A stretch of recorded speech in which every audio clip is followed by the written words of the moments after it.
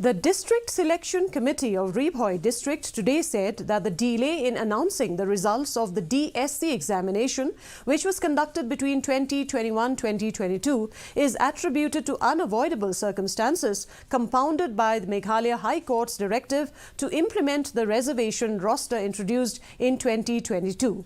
Addressing media persons, Vice Chairman of Bhoi District Selection Committee, W.S. Rintathyang, stated that the advertisement for the 108 vacant position across 24 government departments was released in 2019. However, due to disruptive impact of COVID-19 pandemic, the examination was postponed until 2021-2022. Just as the DSC was prepared to announce the results, the Meghalaya High Court's order to implement the reservation roster in 2022 intervened, causing further delay.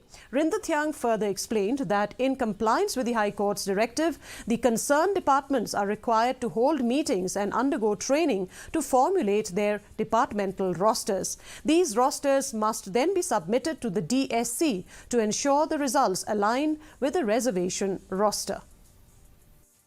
Sambil nama dibantu COVID. Hadin ba lada troy sam awal puan. Tiahuni di usnam kawan ka court order.